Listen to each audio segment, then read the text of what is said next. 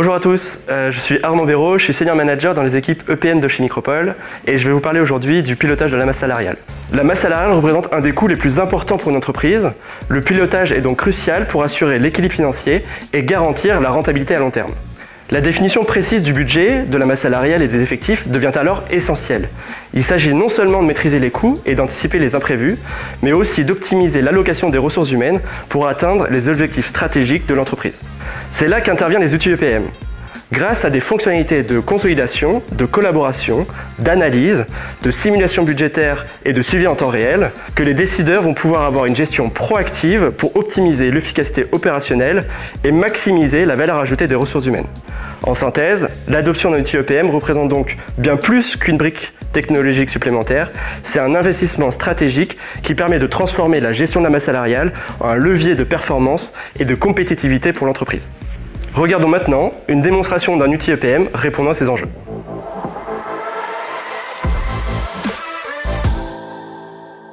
Dans le cadre de cette vidéo, nous allons nous intéresser au processus d'élaboration budgétaire pour la masse salariale.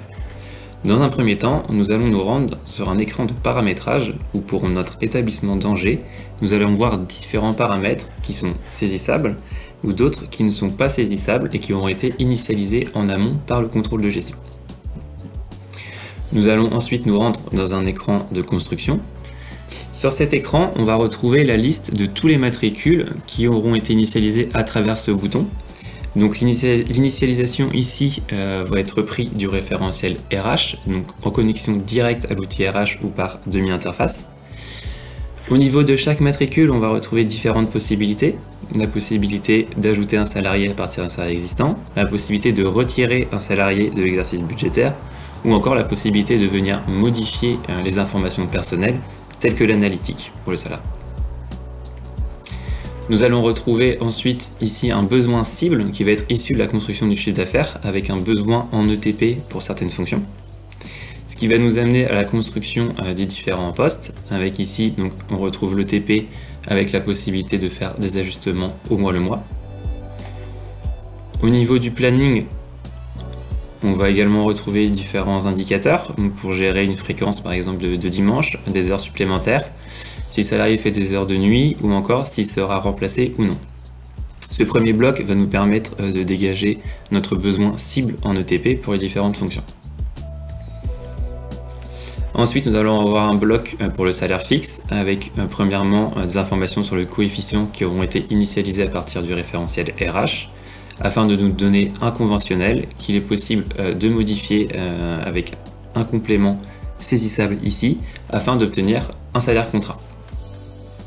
Nous allons ensuite retrouver les impacts d'AG qui auront été paramétrés au niveau groupe, également des calculs sur l'ancienneté à travers des règles de gestion inscrites dans l'outil, et ensuite le bloc indemnité qui vient découler directement des informations faites sur le planning, donc avec un calcul dynamique par règle de gestion.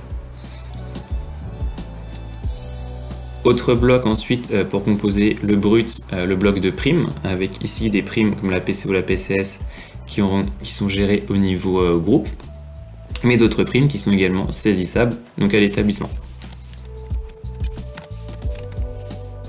La possibilité de venir mettre des commentaires également. Dans cette application, il n'y a pas de gestion des charges patronales directement en saisie, car cela provient directement d'un référentiel, mais on pourrait très bien imaginer avoir la saisie ici de ces informations. Ces informations vont ensuite être restituées dans cet écran. On va retrouver les KPI principaux à la maille fonction, donc les ETP payés, le salaire moyen, le salaire brut, les charges patronales et enfin le vote chargé. On a la possibilité de venir faire des écarts par rapport à de l'historique, donc ici par exemple par rapport à du RLN-2, de descendre au niveau de la donnée ici sur les fonctions. Et enfin on peut avoir également une restitution un peu plus graphique, donc ici avec les KPI principaux qui sont résumés sur une autre vision. Donc comme vous avez pu le voir, cette application permet à plusieurs publics de collaborer sur une même application avec des calculs qui sont dynamiques tout en étant directement branchés au référentiel. Merci pour votre attention.